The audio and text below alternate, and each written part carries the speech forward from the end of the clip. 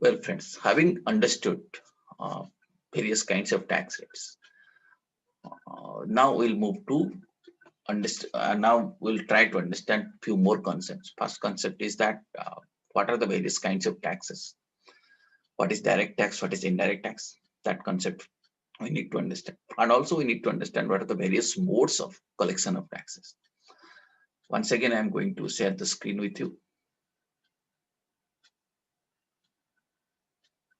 So now I think screen is visible to you. Yeah, you see these are the examples of some of the taxes that we already know. We know what is income tax and we know what is GST. What is GST? Goods and service Goods tax. and services tax. Goods and services tax, right? And what is customs duty? Any idea you have? Direct Again, taxes. Levied on import and export of okay, levied and import and export. There is customs duties. And what is professional tax?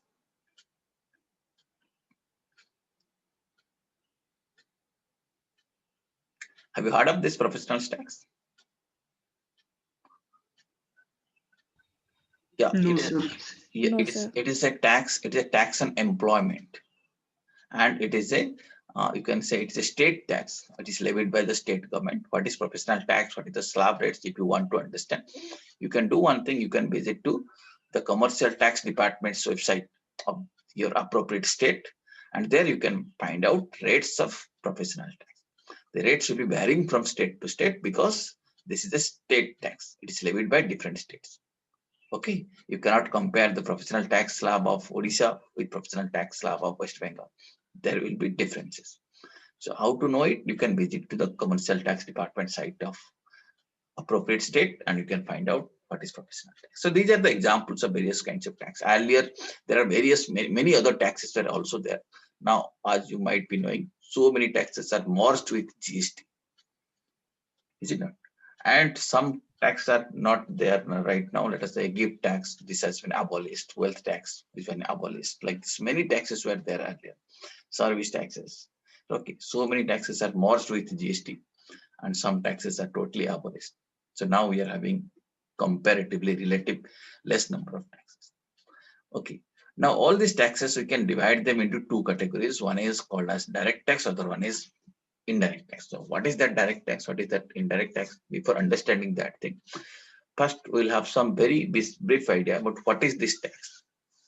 As you know, tax is not a donation to the government. It's not a donation. It's not a voluntary contribution. This is a contribution which is enforced by the law. That means law requires you. Law requires specific person. If certain conditions are met, they have to pay that tax. It's not a voluntary payment. It is a payment which is enforced by law. Okay. And this is the money which is collected by the government so that this can be used to provide certain services to the public. The collection of tax has got a socio-economic objective and government fulfills that objective by collecting taxes. Right. So there is hardly any choice not to pay any tax because this is a legal obligation. If tax liability is there, if uh, tax is chargeable, then tax has to be paid. Okay. And in our everyday life, we keep on paying taxes. There are some taxes we knowingly pay, some taxes we pay unknowingly. Right. For example, since today morning till now, you might have paid some taxes and you don't know how much you have paid. How you have paid? The moment you consume something, you indirectly pay a kind of tax. Is it not? Let us say you are consuming a biscuit for your breakfast. You have paid some amount of indirect tax. So without knowing, you have already paid that thing. Those kind of taxes can be referred to as indirect tax. But there are some taxes where you feel that you are paying. It pinches your pocket, money goes out of your pocket. You know you are the person who is paying the tax to the government. You feel it. That tax will be referred to as direct tax. Okay. And if you try to analyze like this, you see, first let us say we'll understand what is direct tax Can anyone read this part? The person paying the tax to the government directly bears the incidence of the tax. Okay, 1 second. If- Let us first understand this part. Here, the meaning of incidence will understand the ultimate impact. Who is bearing the ultimate impact? That will be referred to as incidence. Incidence means ultimate impact. Okay, the person paying tax to the government. Let us say you are paying income tax. So you will be depositing tax in government account. Is it done? Yes or no? Yes, sir. Yes, sir. And Yes, sir. you have to bear the ultimate impact also. You cannot transfer your impact to somebody. You cannot ask somebody that I have paid so much of tax, you please pay me this one. You cannot say that. Okay, whereas if you compare it with indirect tax, please read this part.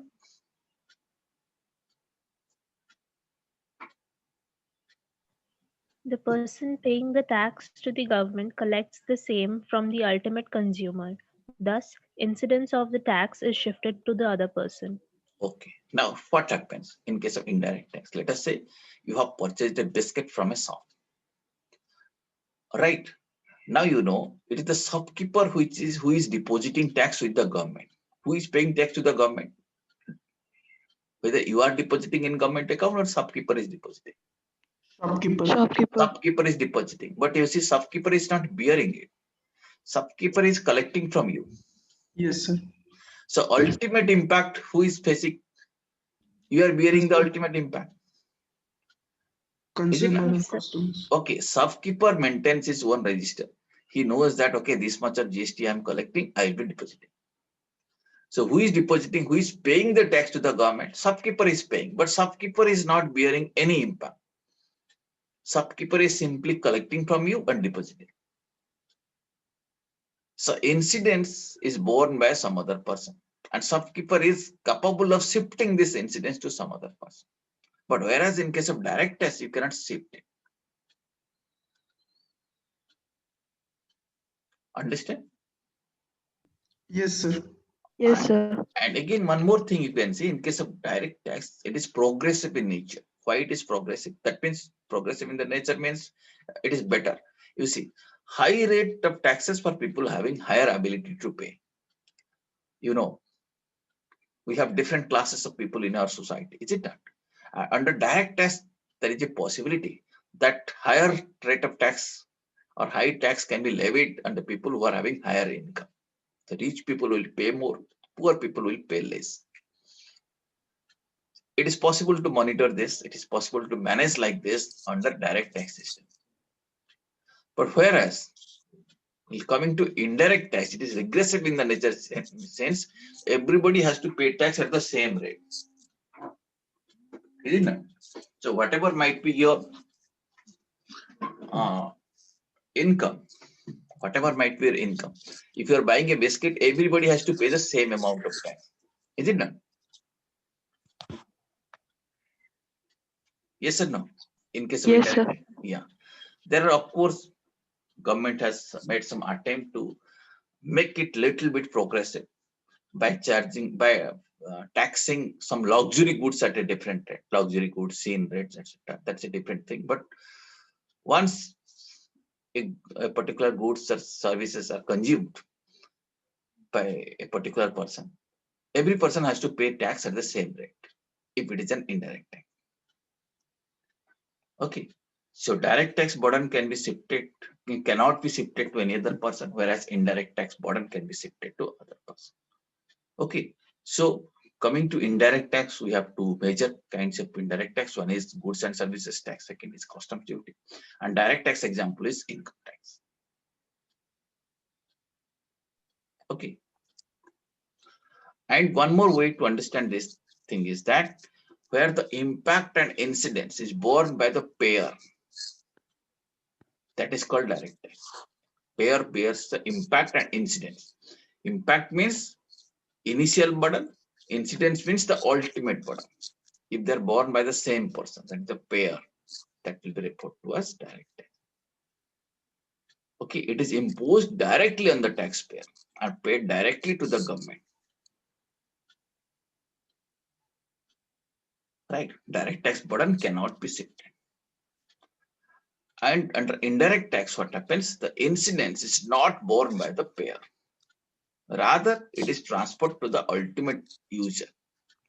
The ultimate user or the ultimate consumer bears the impact of indirect tax. Right? It is collected by an intermediary. Shopkeeper or your supplier is an intermediary. He collects the tax and deposits it to the government.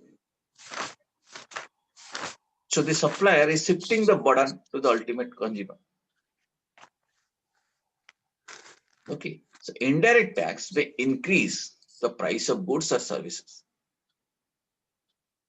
Okay.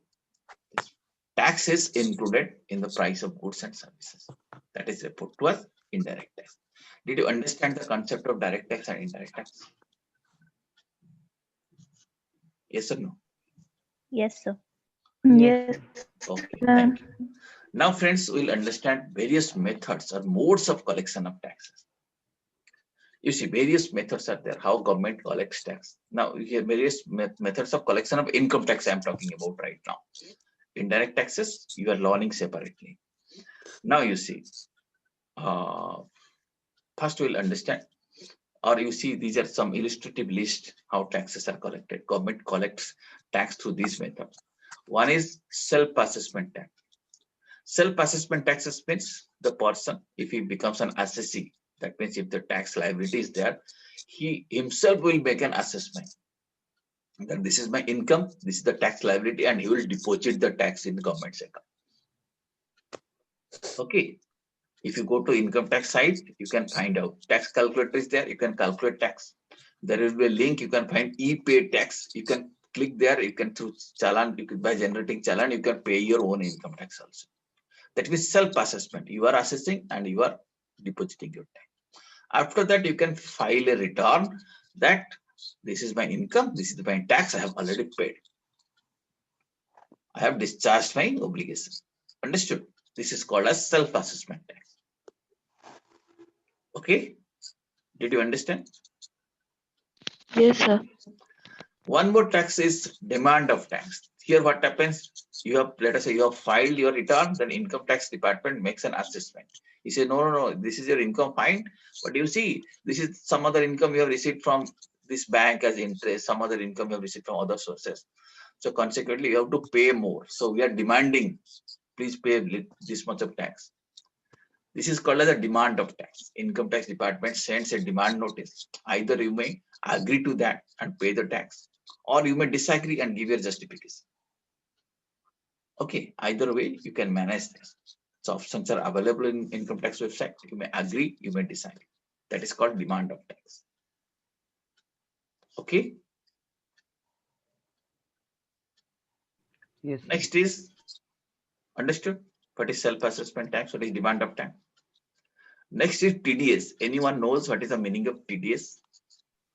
Tax deducted at source. Tax deducted at source. That means here what happens when someone pays certain income to some other person. So a list of items are there on which TDS is applicable. Let us say you are making payment to contractor, you are making payment of rent, you are making payment of let us say professional charges. So like this, if you are making certain payment and there are certain conditions, if the amount exceeds a particular amount, then you are required to deduct tax at source. Okay, whose income? It is the recipient's income. The person who is receiving income, it is his income. But from his income, you are supposed to deduct tax and deposit with government. So this is one more method through which tax is collected. Understood? TDS? Yes, sir. Yes, sir. Similarly, TCS. Anyone who knows what is TCS? Tax collected at source. Tax collected at source. Here what happens, if you are selling certain products, okay, you are selling certain products, then you have to collect tax from the purchaser. That is called as TCS, and you have to deposit it with the government. Okay, I'll be telling you what is TCS, what is TDS. Subsequently, in appropriate time, you will be knowing. Understood what is TCS? Okay. Yes. Then what is advance tax? Advance tax means when your income tax liability exceeds a particular amount, you have to pay tax in the previous year itself. Normally what happens, income and in the previous year is assessed in the subsequent year, called as assessment year. Okay. But if your income tax liability exceeds a particular amount, you are liable to pay advance tax. We'll be learning that things very shortly. You're liable to pay advance tax. Advance tax means you are paying tax in advance. On quarterly basis, you have to pay this advance tax. So that is one more way of collection of tax. Then withholding tax. Withholding tax is applicable when payment is made to a foreign company or foreign non-resident. Then just like TDS, certain tax needs to be deducted. That is called as withholding tax. Understood all this concept? Self-assessment tax, you know, demand of tax, you know, TDS, TCS, advance tax, you know, withholding tax. Did you understand this? Yes, sir. Yes, sir. Okay, friends. Okay. Now, what is advance tax? As I told you broadly. So these are broad, these are quarterly deposited. Okay. And this liability comes only when your tax liability exceeds rupees 10,000. If your tax liability is exceeding rupees 10,000 rupees, you have to pay advance tax on quarterly basis. Resident senior citizens are exempted from payment of advance tax, but other people has to pay. And this is, you see, how they can pay. By 15th June, 15%, by 15th September, 45%, by 15th December, 75%, by 15th March, 100% of the advance tax should be paid.